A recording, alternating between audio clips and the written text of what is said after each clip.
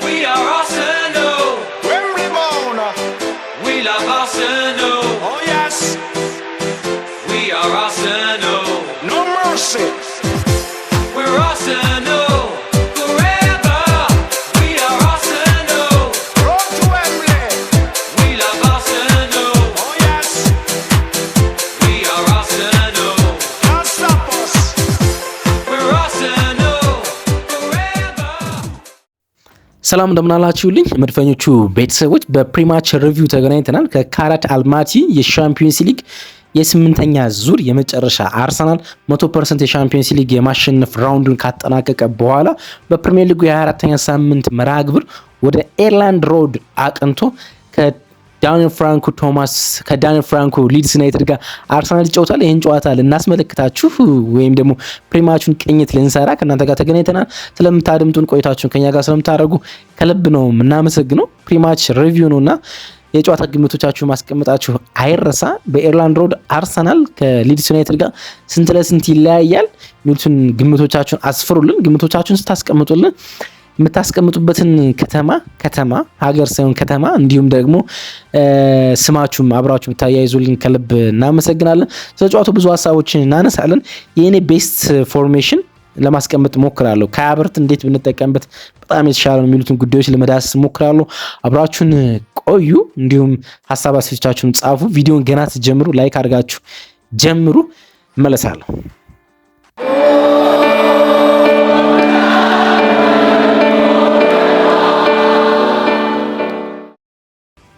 ወደ ኤርላንድ ሮድ ሄዶ መጫወት በዚህ ውድድር ዓመት ያን ያህል ቀላል አይደለም። ሊድስ ለአርሰናል ብዙ ፈታኝ ቡድን ላይሆን ይችል ይሆናል፣ ግን ደግሞ በሜዳው በዚህ ውድድር ዓመት በጣም ጥሩ ቡድን ነው። የደረጃ ሰንጠረዥን በሜዳ ብቻ ብታዘጋጁ በሜዳው 2 ሽንፈት ብቻ ስላስተናገደ 12ኛ ደረጃ ነው የምታገኙት፣ 16 አይደለም ማለት ያን ያህል ጠንካራ ነው። ከሜዳው ውጭ በዚህ ውድድር ዓመት አንድ ጌም ብቻ ነው ያሸነፈ። ከዛ ውጭ 5 ካሸነፋችሁ 6 ጌሞች 5ቱን ማሸነፍ ይቻላል በሜዳው ነውና በጣም ጠንካራ ቡድን ነው ሊድስ ዩናይትድ በሜዳው ማለት ነው። ግን ለአርሰናል በጣም ወሳኝ ጌም ነው፣ ምክንያቱም ከተከታታይ የሊግ ጨዋታዎች ሴት ባኮች መመለስ ያለበት ጌም ነው። በመሃል 2 የሻምፒዮንስ ሊግ መርሃ ግብሮችን ማሸነፍ ችሏል። ግን ወደ ሲቲ ግራውንድ አቅንቶ ከኖቲንጋም ፎረስት ጋር የተለያየንበት ውጤት እንዲሁም ደግሞ ከሊቨርፑል ጋር በሜዳችን የተለያየንበት ውጤት ከዛ በኋላ ደግሞ ባለፈው ሳምንት የተመዘገበው የወርለታው ከማንቸስተር ዩናይትድ ጋር የደረሰብን ሽንፈት በጣም ያበሳጨውና በአንዳንድ የሜዳ ክፍሎች ደግሞ ደካማ የነበርንበት በተለይ ደግሞ ከ35ኛው ደቂቃ በኋላ ፍጹም ደካማ የነበርንበት ጨዋታ ነበር። ከዛ ጨዋታ ሴት ባክ መመለስ ካለብን ይሄኛው ጌም በጣም ወሳኝ ሆኖ እናገኘዋለን ማለት ነው። ስለዚህ ወደ አሸናፊነት መመለስ፣ ዳግመኛ ጠንካራ መሆኑን ማሳየት፣ በሻምፒዮንስ ሊግ የነበሩት በመሃል ኢንተር ሚላን ወደ ሳንሴሮ ጁሴፔ ሜአዛ አቅንተን ያሸነፍንበት ከዛም ደግሞ ካራት አልማቲን 11 ተጫዋች ቀይረን ካሸነፍንበት መርሃ ግብር ከዩናይትድ ጋር ከተጫወትንበት ፎርሜሽን 11 ተጫዋች ከኢንተር ሚላን ጋር ከተጫወትንበት ፎርሜሽን ደግሞ 8 ተጫዋች ቀይረን ነው የገጠምናቸው ካራት አልማቲን ማለት ነው። ያን ያህል ጠንካራ መሆናችንን በሁለተኛ ስኳድ እንኳን ጠንካራ መሆናችንን ማሳየት ይችላል አውሮፓ ቡድኖች ማለት ነው። ግን አሁን በተከታታይ ጌሞችን ማሸነፍ የምንጀምርበት ሳምንት መሆን ያለበት ይመስለኛል ማለት። አንድ በጣም መልካም ጉዳይ አለ አይደለ? ባለፈው በካራት አልማቲ ጋር በነበረው ጨዋታ ላይ የተመለከትነው በጣም ግሩም ነገር አለ፣ የካይ ሃቨርትዝ መመለስ ማለት ነው። ግን ካይ ሃቨርትዝ ሲመለስ ይዟቸው የመጡት ሌሎች ፈተናዎች አሉ ለሚኬል አርቴታና ለደጋፊዎች ማለት። በጣም ብዙ ደጋፊዎች ከባለፈው ፐርፎርማንሱ በኋላ ካይ ሃቨርትዝን በ9 ቁጥር ፖዚሽን ላይ እንዲሰለፍ ሲፈልጉ በሶሻል ሚዲያ ሲጽፉ ተመልክቻለሁ። ግን እኔ ኢንተረስቲንግ ፖዚሽን አለ እናም በዚህ ቦታም ተጫውቶ ስለሚያውቅ ማለት ነው የአርሰናል የቀኝ 8 ቁጥር አድርጎ መጠቀም ለሱ ሊያዋጣ ይችላል። እርግጥ እንደ ማርቲን ኦዲጋርድ አይነት ተጫዋች አይደለም፣ በጣም ዲፈረንት ናቸው። ግን የራሱን መልክ ይዞ ለመጠቀም የሚያስችል ፐርፎርማንስ አለው። ይሄኛውን አሰላለፍ ብትመለከቱ ምን ይመስላችኋል? ሉክ የአርሰናል የአማካኝ ክፍል በ4-3-3 ዲክላን ራይስ፣ ዙቢሜንዲ እና እንዲሁም ካይ ሃቨርትዝ ከፊት የነበሩት ትሮሳርድ፣ የኬሬሽ እና ሳካን ማድረግ ማለት ነው። እንግዲህ ኦዲጋርድ የአርሰናል 8 ቁጥር ሆኖ ሲጫወት የሚጫወትበት መንገድ እና ሜሪኖ 8 ቁጥር ሲሆን የሚጫወትበት መንገድ ይለያያል እንኳን ካይ ሃቨርትዝ ማለት ነው። ለምሳሌ ከማርቲን ኦዲጋርድ የአርሰናል 8 ቁጥር ሆኖ በቀይ መስመር ሲጫወት የቢልድ አፕ ተሳታፊ ነው። ያስጀምሯል ባንልም የማርቲን ኦዲጋርድ ስላለ ማለት ነው። ቢልድ አፑን ባያስጀምረውም ግን ደግሞ የቢልድ አፕ ተሳታፊ ነው። ስለዚህ አርሰናል ኳሱ ሲጀምር በጣም በጥልቅ ወደ ኋላ ይመለሳል ማለት ነው። ያ እሱ በጥልቅ ወደ ኋላ መመለስ ዲክላን ራይስን ወደፊት እንዲገፋ ያደርገዋል ማለት ነው። አሁን ከዛ በኋላ ቀስ ብሎ ሌት ሆኖ ወደ አርሰናል ማጥቃት ነው የሚመጣ። ሜሪኖን እና እንዲሁም ካይ ሃቨርትዝ የምትጠቀሙ ከሆነ ግን በቢልድ አፕ አትጠቀሙባቸው። ምክንያቱም ፊታቸውን ዞሮ ኳስ ሲቀበሉ ደካሞች ናቸው ከኳስ ጋር ማለት ነው። እንዲሁም ደግሞ ኳስን በውስጥ እግራቸው መሸፈን ደካሞች ናቸው። ስለዚህ ምንድነው የምታደርጓቸው? አድቫንስ ሚና መስጠት። ዲክላን ራይስን በጣም ወደ ኋላ ታናረግና አድቫንስ ሚና መስጠት ማለት ነው። ቢልድ አፕ ሲጀምር 4-2-3-1 ቅርጽ ይዛል። ከዛ ደግሞ አርሰናል በደንብ ሲያጠቃ 4-4-2 ቅርጽ ይዛል። ቦክስ ውስጥ ሁለተኛ አጥቂ ሁል ጊዜ ይኖራል ማለት። ኦዲጋርድ ሁለተኛ አጥቂ እንደማይሆን ይታወቃል አይደል? ቦክስ በፍጹም ሳጥን ውስጥ አይገባም እንደምናውቀው ማለት ነው። በጣም ዘግይቶ ነው ሳጥን ውስጥ የሚገባው፣ ሳጥን ውስጥ አይገባም። ካይ ሃቨርትዝን የምትጠቀም ከሆነ ሳጥን ውስጥ ቶሎ ቶሎ ይገባል። ስለዚህ ቪክተር ዮኬሬሽ ከካይ ሃቨርትዝ ሁለት አጥቂዎች ይኖረዋል ማለት ነው። ኢንተረስቲንግ ይመስለኛል። ቢልድ አፕ ጥቂት ሊዛነፍ ይችላል፣ ግን ማጥቃቱ በጣም አሪፍ ነው የሚሆንና ሚኬል አርቴታ ካይ ሃቨርትዝን 9 ቁጥር ከመጠቀም ይልቅ ሜሪኖን እየቀየረ የሚያስገባበት ፖዚሽን ላይ ለጥቂት ሳምንታትም ቢሆን ማርቲን ኦዲጋርድን ወደ ተጣዋቂ ቦታ ላይ አስቀምጦ ካይ ሃቨርትዝን መጠቀም በጣም አሪፍ ፎርም ይመስለኛልና ይሄኛውን ልንመለከት የምንችልበት እድል ይኖራል። እንግዲህ ወደ ጨዋታው አንዳንድ ፋክቶች ስንመጣ እንግዲህ ለዲክላን ራይስ የኛው ጨዋታ በጣም የተለየ ነው የሚሆነው ማለት ምክንያቱም 300ኛ የፕሪሚየር ሊግ ጨዋታውን የሚያከናውንበት መርሃ ግብር ነው። 204 መርሃ ግብሮችን ለዌስትሃም አድርጓል። 95 መርሃ ግብሮችን ደግሞ ለአርሰናል አድርጓል። ስለዚህ ይሄኛው 300ኛ ጨዋታው ነው የሚሆነው ማለት ነው። በ27 ዓመት ከ17 ቀን ነው እንግዲህ 300ኛ ጨዋታ የሚደርስ ማለት ነው። በእንግሊዝ እግር ኳስ ውስጥ ከታዩ በትንሽ እድሜያቸው ብዙ ጨዋታ ካደረጉ ተጫዋቾች ውስጥ አምስተኛው ይሆናል ማለት ነው። ዋይኒ ሮኒ በ26 ዓመት ከ58 ቀን 300ኛ ጨዋታ ላይ ደርሶ ነበረ። ከዋይኒ ሮኒ በመቀጠል ጄሚስ ሚለር 26 ዓመት ከ117 ቀን ላይ 300ኛ ጨዋታ ደርሷል። ጋሪስ ባሪ 26 ዓመቱ ከ147 ቀን እንዲሁም ራሂም ስተርሊንግ 26 ዓመት ከ348 ቀን ላይ 300ኛ ጨዋታቸው ደርሰዋል።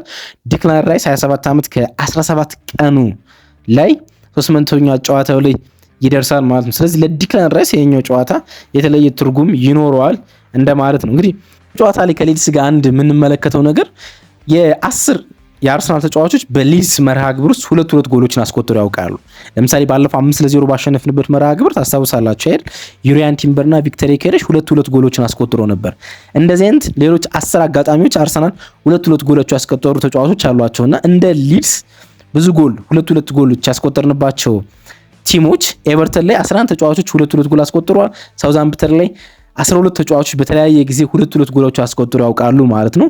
ሊድስ ላይ 10 ተጫዋቾች አስቆጥረዋል። አሁን ሌሎች ሁለት ለምሳሌ ቡካዮ ሳካ ሁለት ጎል በዚህኛው መርሃ ግብር ላይ የሚያስቆጥር የሚችል ከሆነ ቅዳሜ 11ኛ ተጫዋች ይሆናል ማለት ነው። እንደዛ ያለ ይቀጥላል ማለት ነው። ከሊድስ ጋር ባለን ቁጥሮች እንግዲህ ሊድስ ባለፉት 10 መርሃ ግብሮች አንድ ሽንፈት ብቻ ነው ያለው በኒውካስል፣ እሱም ባለቀ ሰዓት የተቆጠረ ጎል ውስጥ የተሸነፈበት ማለት ነው።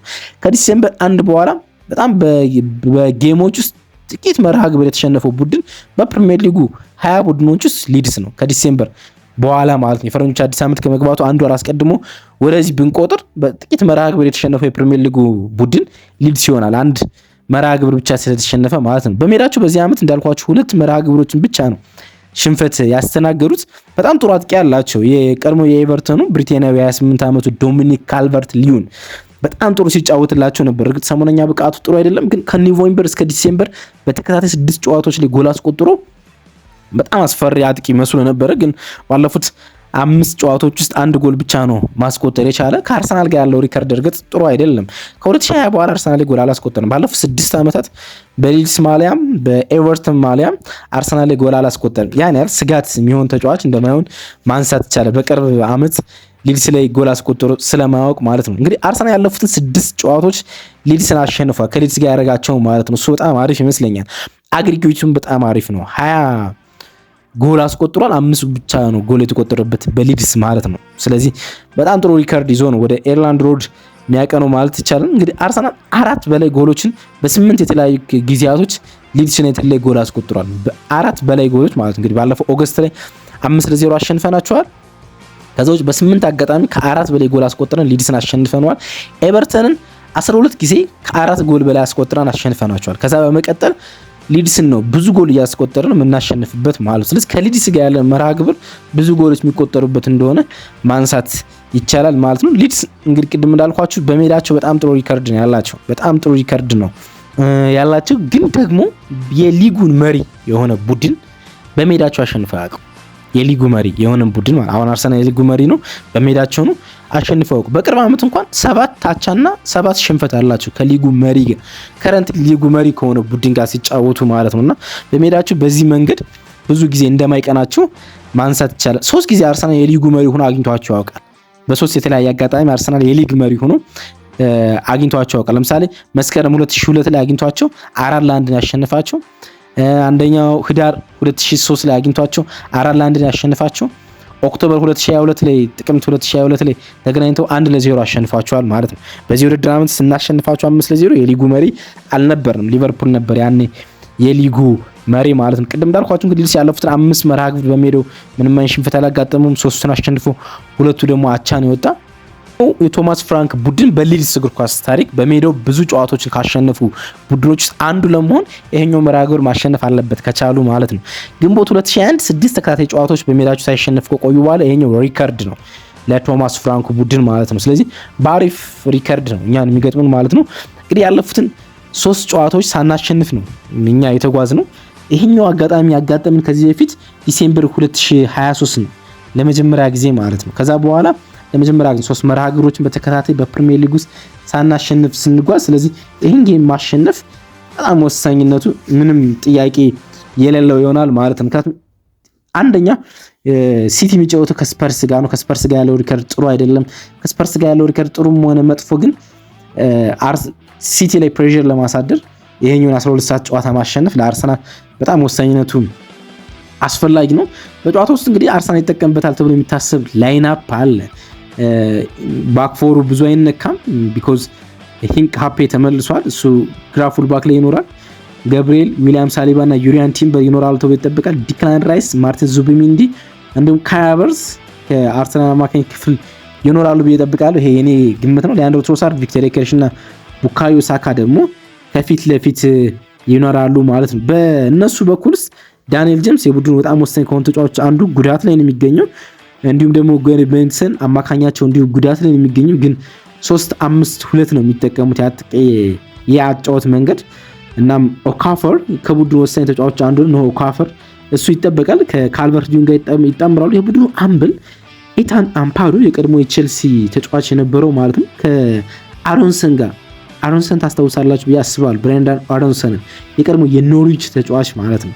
በጣም ጥሩ ተጫዋቾች ናቸው ሁለቱ ማለት ነው።